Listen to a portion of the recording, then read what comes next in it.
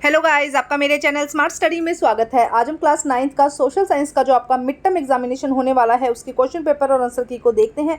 तो आइए स्टार्ट करते हैं। सबसे पहले ऑब्जेक्टिव टाइप क्वेश्चन है, हिंदी और इंग्लिश मीडियम दोनों को हम यहाँ पर साथ में करेंगे। सबसे पहले हिंदी मीडियम में देखते हैं, निम्नलिखित में से रबी की फसल कौन सी है। तो गेहूँ यहाँ पर क्या हो जाएगी, रबी की फसल हो जाएगी, बाकी सभी खरीफ की फसल है। नेक्स्ट देखते हैं, अफ्रीका के चारावाह जीवन के संदर्भ में नीचे दिए गए कथनों को ध्यानपूर्वक पढ़िए और सही कथन का विकल्प जो है वो चयन कीजिए। चराई भूमि के बड़े क्षेत्रों को शिकारगाहों में बदल दिया गया, सही है स्टेटमेंट। पशुपालकों को इन क्षेत्रों में प्रवेश करने की अनुमति नहीं थी, ये स्टेटमेंट भी सही है। सेरेगेटी राष्ट्रीय उद्यान 14,673 वर्ग किलोमीटर मिसाई चराई भूमि पर बनाया गया, तो ये स्टेटमेंट सही है। मतलब तीनों ही स्टेटमेंट यहाँ पे क्या हो जाएंगी, सही हो जाएंगी। तो डी आंसर हमारा यहाँ पे क्या हो जाएगा, करेक्ट हो जाएगा। नेक्स्ट देखते हैं प्रश्न नंबर 3, कर्क रेखा निम्न में से किस राज्य में से होकर नहीं गुजरती है। तो कर्क रेखा देखो, गुजरात, मध्य प्रदेश और छत्तीसगढ़ यहाँ से होकर इस तरह से निकलती है, लेकिन उड़ीसा में से होकर नहीं निकलती है कर्क रेखा। तो डी आंसर हमारा यहाँ पे करेक्ट हो जाएगा। नेल्सन मंडेला द्वारा लिखित आत्मकथा का शीर्षक क्या है, लॉन्ग वॉक टू फ्रीडम। ठीक है, आपको ये याद करना है, बहुत बार ये क्वेश्चन पूछा जाता है। नेक्स्ट देखते हैं क्वेश्चन नंबर 5, डैश वर्ष के दौरान मसाई रिजर्व ने आधे से अधिक मवेशी सूखे के कारण मर गए थे। तो 1933 और 1934 के बीच में क्या हुआ था कि जो मवेशी थे, जानवर जो थे, वो भूखे के कारण मर गए थे 1933 और 34 के बीच में। इंग्लिश मीडियम में देख लेते हैं, which of the following a rabi crop, wheat आ जाएगा इसका अंदर। ठीक है, आप हिंदी मीडियम में स्किप मत कीजिएगा, वहां पे अच्छे से एक्सप्लेन किया जाएगा। Read the statement given below, the reference of प्लेस्ट्रम is Africa, choosing the correct option. Large area of pastures land were turn into the game reserve, Patricians were not allowed to enter the reserves. Sangani National Park were created 14,763 square kilometre Mansi grazing land. तो तीनों ही statement सही है, D answer हमारा यहाँ पे सही हो जाएगा। थर्ड देखते हैं, the tropic of cancer does not pass through which of the following statement. Odisha में से जो ट्रॉपिक ऑफ कैंसर है वो पास नहीं होता है। The title of the autobiography written by the Nelson Mandela, long walk to freedom. B answer हमारा यहाँ पे करेक्ट हो जाएगा। नेक्स्ट देखते हैं question number 5, during dash of half of the cattle Maasai reserve died due to the severe drought. तो क्या हो जाएगा, ए आंसर 1933 से लेकर 1934 के बीच में जो बहुत सारे हम ये कहेंगे कि कैटल्स थे वो डाई हो गए थे। क्वेश्चन नंबर 6 देखते हैं, निम्नलिखित में से कौन सा विकल्प लोकतंत्र की कमी को दर्शाता है। शासन के विरुद्ध शासन का जवाब देना, देखो ये इसकी ताकत दर्शाता है। नागरिकों का सम्मान बढ़ाना, निर्णय लेने में गुणवत्ता, क्योंकि कई विचार किए जाते हैं लेकिन निर्णय में देरी होना, ये क्या करता है, लोकतंत्र की कमी है कि कई लोग मिलकर डिसीजन लेते हैं तो निर्णय क्या लिया जाता है, देरी से लिया जाता है। नेल्सन मंडेला ने रंग भेद के खिलाफ आंदोलन का नेतृत्व कहाँ किया था, दक्षिणी अफ्रीका में। नेक्स्ट देखते हैं क्या है, निम्नलिखित कथनों को पढ़िए और सही का विकल्प चूज करना है हमको। निम्न हिमालय और शिवालिक के बीच स्थित लंबवत घाटियों को दून के नाम से जाना जाता है, सही है। सतलुज और काली नदियों के बीच स्थित हिमालय के नाम को कुमायूं हिमालय के नाम से जाना जाता है, ये भी सही है। मिजो हिल्स और नागा हिल्स पूर्वी घाट के दक्षिण पूर्व में स्थित है, सही स्टेटमेंट नहीं है। माउंट एवरेस्ट भारत की सबसे ऊंची चोटी है, ये भी सही स्टेटमेंट है। तो ए आंसर जिसमें फर्स्ट एंड सेकंड सही होंगे वो यहाँ पर आ जाएंगे। तीन तरफ से समुद्र से घिरे भूभाग को प्रायद्वीप कहते हैं। तीन तरफ से घिरा हुआ जो भाग होता है उसे हम प्रायद्वीप कहते हैं। शासन को ऐसा रूप जिसमें शासकों का चुनाव लोग करते हैं, आम जनता करते हैं, उसे हम लोकतंत्र कहते हैं। बहुत ही आसान क्वेश्चन है। विच of the following is the option show the short coming of the democracy. मतलब कि जो क्या दिखाता है, डेमोक्रेसी की बैकवर्ड दिखाता है, कि कमी दिखाता है, वो क्या है, डिले इन डिसीजन मेकिंग। यहाँ से बहुत सारे क्वेश्चंस बनते हैं आपके, जब आप देखेंगे जो सब्जेक्टिव टाइप क्वेश्चंस है वो भी यहाँ से बहुत बनते हैं। तो इन पॉइंट्स को आप अच्छे से याद कर लीजिए। तो डिले ऑफ डिसीजन मेकिंग में ये क्या हो जाएगा, जो लोकतंत्र का या डेमोक्रेसी का बैकवर्ड हो जाएगा, एक कमी हो जाएगी डेमोक्रेसी की। नेक्स्ट देखते हैं क्या कहा गया, question number 7, where did the Nelson Mandela lead to the movement against apartheid South Africa, इसका सही आंसर हो जाएगा। नेक्स्ट देखते हैं, read the following statement carefully and choose the correct option. Okay, the longitudinal valley lie between the lesser Himalaya and Shivalik are not dun, सही है। The part of Himalaya laying between Sutlej and Kali rivers is also name the Kumaon Himalaya, ये statement भी सही है। Mizo hills and Naga hills are located in the south east, ये गलत हो जाएगा। Mount Everest is the highest peak, ये भी गलत हो जाएगा। फर्स्ट एंड सेकंड यहाँ पे सही करेक्ट होगा, तो ऑप्शन हमारा ए ऑप्शन सही हो जाएगा। नेक्स्ट देखते हैं, a land mass bounded by the sea on three side is refer as the peninsula. जो तीन साइड से घिरा उसे हम क्या कहते हैं, पेनिनसुला कहते हैं। नेक्स्ट देखते हैं क्या कहा गया है, the form of government which is ruled by the elected by the all people, तो उसे हम क्या कहते हैं, डेमोक्रेसी। नेक्स्ट देखते हैं क्वेश्चन नंबर 11, प्राचीन काल में नदियों के तट पर बसने वालों को आकर्षित क्यों करती थी? क्योंकि जल क्या है, देखो अगर नदी के पास रहेंगे तो पानी मिलेगा ना, जल मिलेगा। जल एक बुनियादी प्राकृतिक संसाधन है। नदियाँ और सिंचाई के लिए पानी उपलब्ध कराता है। नदियाँ नौ संसाधन की सुविधा, मतलब सभी चीज़ें क्या प्राप्त करता है, नदियाँ, नदियों में क्या होगा, पानी। इसलिए इसका आंसर क्या हो जाएगा, उपरोक्त सभी। भारतीय संविधान सभा में भारतीय संविधान को कब अंगीकृत किया गया, मतलब कब शुरुआत की गई? तो 26 जनवरी 1949 के अंदर शुरुआत की गई। यहाँ पे हमें क्या करना है, मिलान करना है। तो देखते हैं कि इसमें क्या कहा गया, गैर आर्थिक गतिविधि कौन सी है, प्राथमिक क्षेत्र, द्वितीयक और तृतीयक क्षेत्र। तो देखो बी आंसर यहाँ पे क्या हो जाएगा, करेक्ट हो जाएगा। बी में हम मैच करके देखते हैं। 4 में देखो क्या आ जाएगा, फर्स्ट का क्या हो जाएगा, 4 मतलब परिवार के लिए खाना पकाना। अब कोई फीमेल अगर कहीं बाहर खाना बनाती है तो उसको पैसे मिलते हैं, लेकिन जब परिवार के लिए खाना बनाती है तो वो कैसा हो जाएगा, गैर आर्थिक गतिविधि हो जाएगा। प्राथमिक क्षेत्र गतिविधि मछली पकड़ना। द्वितीय क्षेत्र हो जाएगा यहाँ पर, थर्ड का देखो क्या हो जाएगा, कार बनाना, ये क्या हो जाएगा, द्वितीय क्षेत्र। और तृतीय क्षेत्र गतिविधि क्या हो जाएगा, बैंक हो जाएगा। ये देखो इस तरह से मैच करनी है आपको। तो बी आंसर हमारा यहाँ पे क्या हो जाएगा, सही हो जाएगा। नेक्स्ट देखते हैं, कावेरी नदी द्वारा बनाया गया भारत का दूसरा सबसे जल प्रपात क्या है, शिव समुद्रम। बी आंसर हमारा यहाँ पे सही हो जाएगा। Why have the river banks attract to the shelter from the Asian time. क्यों करते थे, क्योंकि उनको हर जगह से रिवर से वाटर मिलता था, जिससे कि वो क्या करते थे, इरिगेशन करते थे, नेचुरल रिसोर्सेज उनको अच्छे से मिल जाता था पानी, इसलिए all of the above. When did the Indian Constitution Assembly adopt to the Indian Constitution? 26 जनवरी 1949, मतलब 26 जनवरी 1949, और लागू कब हुआ था, 15 को। ठीक है, नेक्स्ट देखते हैं, यहाँ पे हम ये क्वेश्चन देखते हैं, मैचिंग करना है। नॉन इकोनॉमिक जो एक्टिविटी है वो क्या हो जाएगा, कुकिंग हो जाएगा। प्राइमरी सेक्टर क्या हो जाएगा, फिशिंग हो जाएगा। सेकेंडरी सेक्टर क्या हो जाएगा, मेकिंग कार्स हो जाएगा। टर्शरी क्या हो जाएगा, बैंकिंग हो जाएगा। तो बी आंसर हमारा यहाँ पे क्या हो जाएगा, करेक्ट हो जाएगा। नेक्स्ट देखते हैं, the second biggest waterfall in the India made in the river Kaveri, Shivamudram हो जाएगा, यहाँ पे शिवमुद्रम हो जाएगा। नेक्स्ट देखते हैं क्वेश्चन नंबर 15, निम्नलिखित में से कौन सा कथन पशुपालक खाना बदोश की सबसे सही व्याख्या करता है? तो देखो क्या है, चरवाहे जो अपने मवेशियों के झुंड के लिए चरागाह की तलाश में एक स्थान से दूसरे स्थान पर जाते हैं। ग्रामीण, देखो क्या कहा गया यहाँ पे, पशुपालकों के बारे में बताना है। वो क्या करते हैं, चारावाहे, जो पशु जो खाते हैं चारावाहे, वो अपने मवेशियों के झुंड के लिए क्या करते हैं, एक जगह से दूसरे स्थान पर जाते हैं। वो अपने पशुओं के साथ जहाँ पशु जाते हैं वहाँ वो चले जाते हैं। तो ये इनकी सही व्याख्या कर रहा है, सही बता रहा है इसके बारे में। ग्रामीण लोग तो जो गाँव में रहते हैं, वे लोग जो अपने पास रहने के लिए कोई स्थान नहीं होता, तो ये देखो, ये जो लोग आनंद के लिए, ये तीनों कुछ नहीं आएगा। यहाँ पे चारावाहों के लिए यही डेफिनेशन आएगी कि वो अपने पशुओं, जहाँ जहाँ उनके पशु जाते हैं वहाँ मुझे, और पशु कहाँ जाएंगे, जहाँ उनको खाना मिलेगा। क्वेश्चन नंबर 16 देखते हैं, नीचे दिए गए कथनों में से कौन सा कथन झीलों के संदर्भ में सही नहीं है, मतलब नहीं पे ध्यान देना है। नदियों के प्रवाह को विनियमित करने में मदद करता है, देखो ये सही स्टेटमेंट है। इसके परिणाम से झीलों से कभी बाढ़ नहीं आती, तो ये स्टेटमेंट गलत हो जाएगी। जल विद्युत के लिए इस्तेमाल किया प्राकृतिक सुंदरता बढ़ाता है, तो ये सारी स्टेटमेंट जो है ये सही है, ये गलत है, तो हमें यहाँ पे गलत ही बताना था, तो बी आंसर करेक्ट हो जाएगा। नेक्स्ट हम देखते हैं क्वेश्चन नंबर 17, यहाँ पे एक अभिकथन दिया है और उसके बाद में उसका कारण दिया है। भारतीय संघ का सबसे दक्षिणी बिंदु इंदिरा पॉइंट 2004 में समुद्र के पानी में डूब गया। 2004 में भारतीय द्वीप समूह और तटीय क्षेत्र से एक विशाल सुनामी की चपेट में आ गए थे। तो दोनों ही स्टेटमेंट सही है और सही व्याख्या कर रहा है। ए ऑप्शन इसका करेक्ट हो जाएगा। एक बार इंग्लिश मीडियम में देख लेते हैं। Which of the following statement best explanation person the herdism who move to one place to another place looking the best for their herds। तो वो अपने पशुओं के लिए क्या करते हैं, एक जगह से दूसरी जगह घूमते रहते हैं। Question number 16, which of the following statement about the lake is not correct, it's result to flooding. तो ये स्टेटमेंट क्या हो जाएगी, गलत हो जाएगी, तो हमारा आंसर यहाँ पर बी आ जाएगा। नेक्स्ट देखते हैं क्वेश्चन क्या कहा गया, the south most point in the India point got submerged under the sea water in 2004। In 2004 Indian island coastal area are hit by the huge tsunami। तो ये आंसर सही हो जाएगा हमारा। तो दोनों ही स्टेटमेंट सही है, इसलिए ए आंसर हमारा आ जाएगा। स्टेटमेंट भी सही है, रीजन भी सही है। नेक्स्ट देखते हैं क्वेश्चन नंबर 18, एक खेत मजदूर को सरकार द्वारा निर्धारित मजदूरी नहीं मिलती है।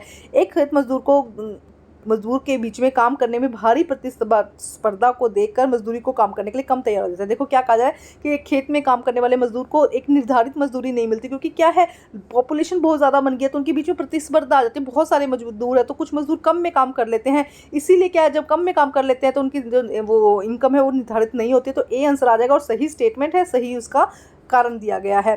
टाइट चर्च द्वारा लगाया गया कर था, ये सही है स्टेटमेंट। यह कर उपज का 20% था, तो इसकी एक्सप्लेनेशन नहीं है ना ये, तो ये गलत हो जाएगा। तो हमारा यहाँ पे क्या आंसर आएगा, सी आंसर हमारा यहाँ पे आएगा।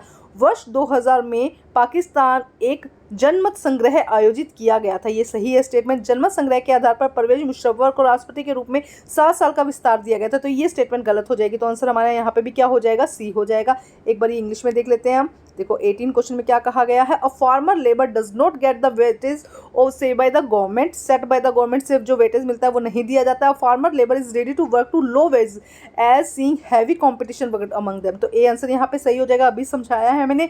This is the tax divide in the church, सही है स्टेटमेंट।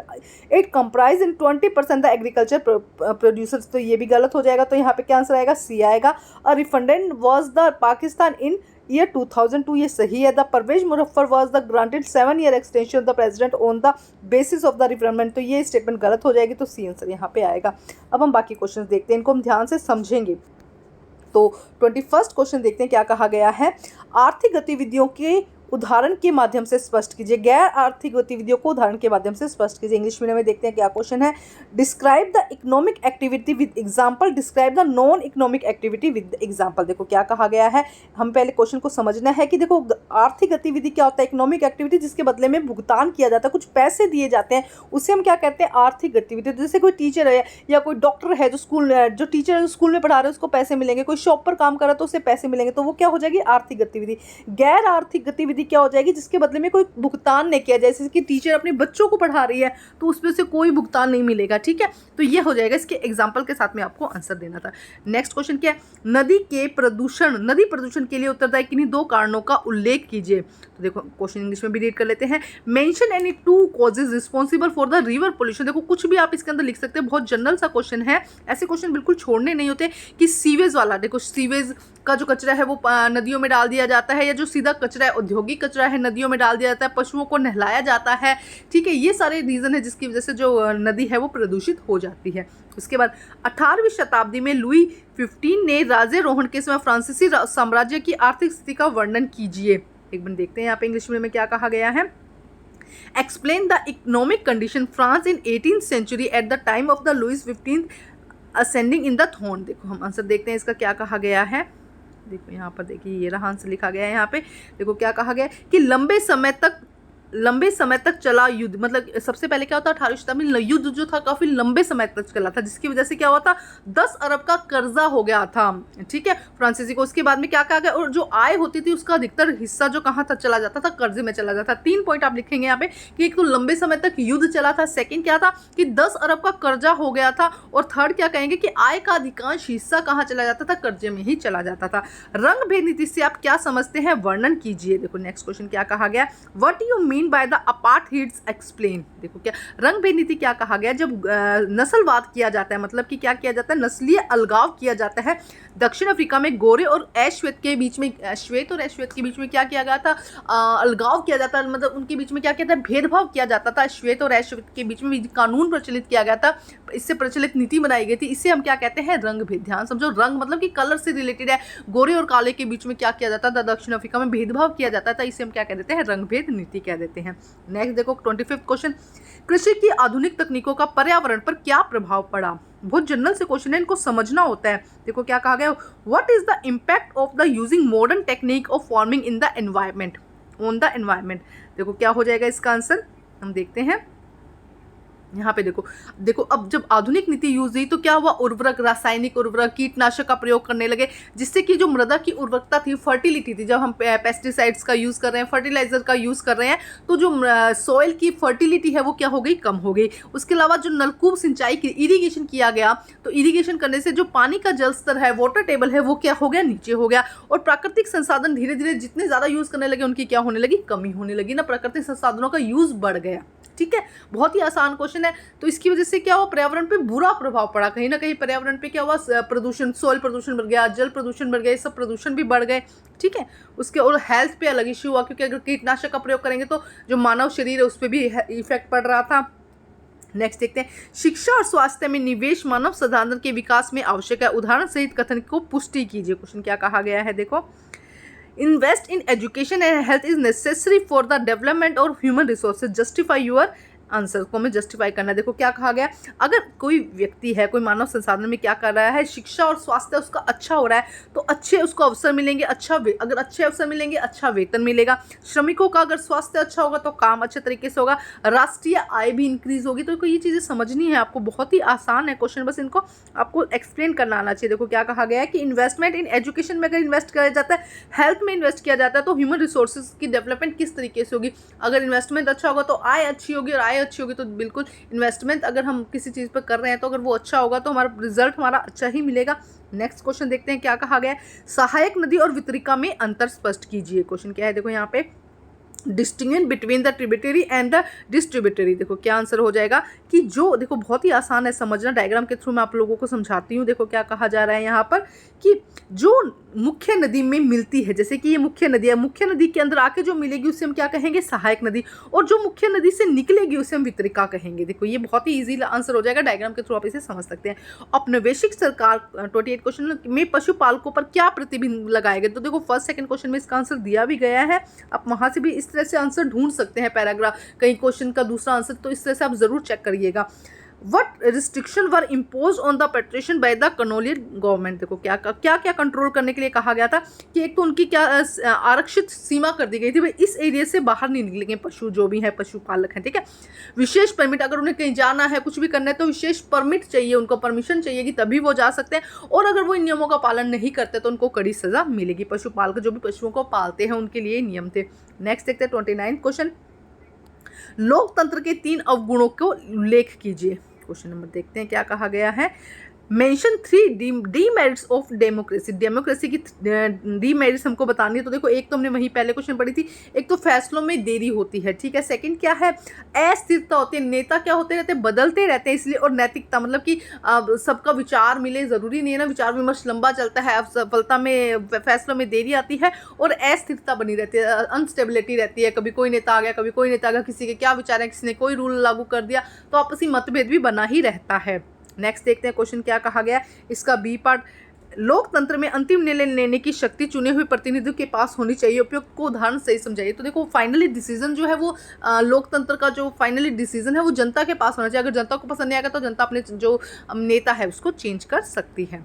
नेक्स्ट देखते हैं क्वेश्चन नंबर 30, पालमपुर में लोग किस तरह की गैर कृषि गतिविधियों में लगे हुए थे। क्वेश्चन नंबर देखते हैं हम यहाँ पे क्या कहा गया, in which type of the non agriculture activity are the people in Palampur against. कौन सी नॉन एक्टिविटीज थी, नॉन एग्रीकल्चर एक्टिविटीज थी जिसके अंदर जो पालमपुर के लोग थे वो लगे होते। तो देखो कुछ क्या कर रहे थे, डेयरी का काम कर रहे थे, कुछ लघु उद्योग खोल रखे थे, कुछ कंप्यूटर क्लासेस थी, जनरल स्टोर खोल रखे थे, रिक्शा टांगा चलाना, जीप चलाना, इस तरीके के काम भी लोगों ने कर रखे थे। तो इसको थोड़ा एक्सपेंड करके लिख दीजिएगा, 5 मार्क्स का क्वेश्चन है ना, इसीलिए मैंने आपको बहुत शॉर्ट में आंसर बताया, आप इस तरीके से यहाँ पर लिख सकते हैं। बहुत ही इंपॉर्टेंट क्वेश्चन है, एग्जैक्ट ऐसा पेपर नहीं आएगा, लेकिन क्वेश्चन रिपीट होने के बहुत ज़्यादा चांसेस है, और थोड़ा क्वेश्चन घूम कर आ जाता है, आंसर लगभग वही रहता है।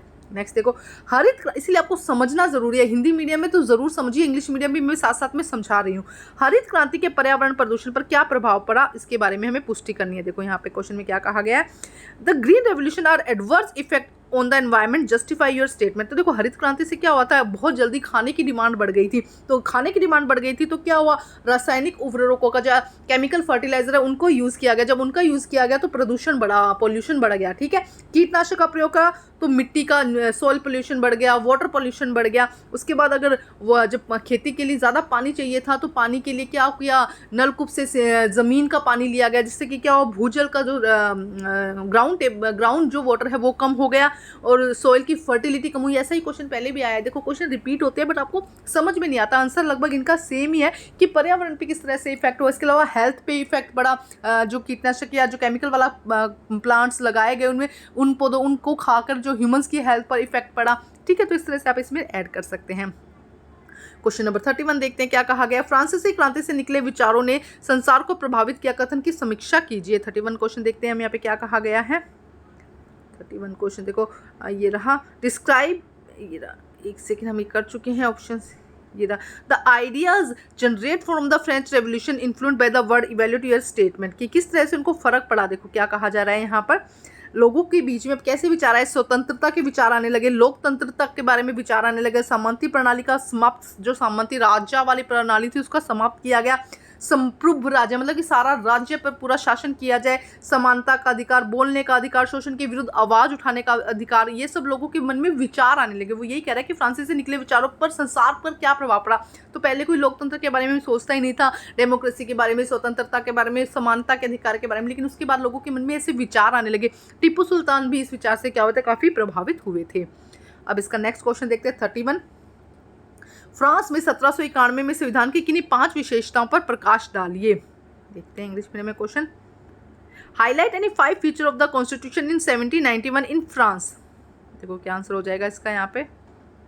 देखो क्या था, सबसे पहले क्या कहा गया कि राजतंत्र शामिल हुआ, राजतंत्र था वो उसको क्या किया गया, शुरू किया गया। उसके बाद में सेकंड क्या कहा गया, जो राजा की शक्तियां थी उनको बांट दिया, किसमें, कार्यपालिका में, विधायिका में और न्यायपालिका में बंट गई जो राजा की शक्तियां थी। नेशनल असेंबली बनाई गई, वोट देने का 25 वर्ष से जो भी ज्यादा के उन्हें वोट देने का अधिकार मिला। इसके अलावा अनेक छोटे छोटे अधिकार मिले, जिससे कि लोगों में क्या हुआ, इसकी मतलब फ्रांस की जो संविधान था उसको बहुत महत्वपूर्ण माना गया।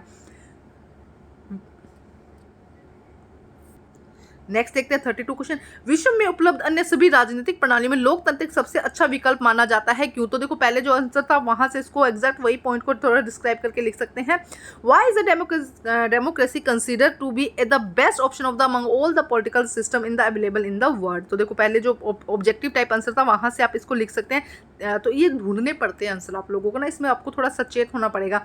तो देखो क्या हो जाएगा, सबसे पहले कि यहाँ पे देखो लोगों के लिए जवाब, सरकार जो है वो जवाबदेही होनी चाहिए, जो भी सरकार डिसीजन ले रही है उसको जवाबदेही होना चाहिए। विचार विमर्श करने का टाइम मिल जाता है, शांतिपूर्ण समाधान लिया जाता है, समानता होती है सबकी, अगर अपनी कोई गलती होती है तो उसको सुधारा जा सकता है। तो ये है लोकतंत्र के विचार। नेक्स्ट यहाँ पे क्या कहा गया, लोकतंत्र शासन करने के लिए नहीं अपितु जीवन जीने की एक पद्धति है। इसमें आलोक ने लोकतंत्र की विशेषता का वर्णन किया। इस यहाँ पे भी आपको लोकतंत्र की विशेषता ही बतानी है कि लोकतंत्र राजनीति नहीं है, वो एक जीवन जीने की कला है। लोकतंत्र से जो फैसले लिए जाते हैं उसमें ये देखा जाता है कि लोगों पर क्या असर होगा। अगर कुछ भी ऐसा फैसला, जैसे पोल्यूशन के लिए फैसला लिया तो गाड़ी इस नंबर की चलेगी, तो ये बड़े फैसले होते हैं, इससे लोगों पर क्या फर्क पड़ेगा उसको पहले महत्वपूर्ण दी जाती है। नेक्स्ट क्वेश्चन देखते हैं 33। भारत के उत्तरी मैदानों की विशेषताओं का वर्णन कीजिए। देखो इंग्लिश मीडियम में देख लेते हैं 33। Describe the feature of the north plain of the India. इसके जो और है वो क्वेश्चन क्या है, describe the feature of the peninsular plateau of India. तो दोनों ही हम साथ में देखते हैं। देखो क्या कहा जा रहा है यहाँ पे, सबसे पहले उत्तरी मैदानों की विशेषता बताने, सिंधु गंगा ब्रह्मपुत्र यहाँ पे क्या हो जाएगी, मेन नदियाँ हो जाएंगी, जलोढ़ मृदा हो जाएगी, पानी अच्छा मिलेगा, अनुकूल जलवायु होगी। इसके अलावा यहाँ पे क्या है, क्षेत्र कैसे हो जाएंगे अच्छे, 7 लाख किलोमीटर तक क्या हुआ है, ये क्षेत्र फैला हुआ है। अब प्रायद्वीप की विशेषता बतानी है कि मेज की आकृति आग्नेय रूपांतरित शेल हो जाएगी, अपवाद निर्मित हो जाएगा, चौड़ी अंचली घाटियां हो जाएंगी। तो ये क्वेश्चन आप अपनी एनसीईआरटी से भी जरूर एक बार चेक कर लीजिएगा। नेक्स्ट देखते हैं क्वेश्चन यहाँ पे क्या कहा गया है। ये सब हम इंग्लिश मीडियम में यहाँ पे कर चुके हैं साथ में। अब यहाँ पे देखो 34 से एक पैराग्राफ दिया जा रहा है, तो पूरा पैराग्राफ रीड नहीं करूंगी, क्वेश्चन ही रीड कर लूंगी। थोड़ा टाइम बहुत लंबा वीडियो बन गया, तो मैंने यहाँ पे मार्क भी कर दिया, जो आंसर है इसी पैराग्राफ में से आंसर है। तो हम क्वेश्चन देखते हैं, साथ में देखते हैं। भारत में ग्रामीण और नगरीय क्षेत्रों में बेरोजगारी किस प्रकार का अंतर है। देखो जो ग्रामीण रोजगार है या बेरोजगारी है वो कैसी होती है, मौसमी होती है, प्रच्छन्न होती है। मौसमी का मतलब कि जब अगर बारिश नहीं हो रही है तो जो किसान है वो क्या करेगा, खेती नहीं कर सकता है ना उस समय, कुछ समय खेती करेगा, कुछ समय खेती नहीं करेगा। तो जब खेती नहीं करेगा तो वो बेरोजगारी कैसी हो जाएगी, मौसमी और प्रच्छन्न हो जाएगी। लेकिन जो नगरों की बेरोजगारी है वो कैसी होती है, शिक्षित, मतलब पढ़ा लिखा होता है लेकिन फिर भी बेरोजगार होता है। नेक्स्ट क्वेश्चन देखिए, ग्रामीण क्षेत्रों में लोग मौसमी बेरोजगारी से क्यों जूझते हैं। तो देखो यहाँ पे आंसर पे टिक लगाया है मैंने कि क्या होता है कि मौसमी बेरोजगारी तब होती है जब लोग कुछ वर्षों महीनों से रोजगार प्राप्त नहीं कर पाते हैं, और जब कुछ वर्ष तो मौसम जो कह रही हूँ कि कुछ साल में कुछ महीने तो वो बिजी रहते हैं बुनाई, कटाई, निराई, गहराई में, लेकिन कुछ महीने कृषि पर आधारित लोगों को कोई काम नहीं मिलता, अधिक काम नहीं होता है, तो वो क्या हो जाती है, मौसमी बेरोजगारी।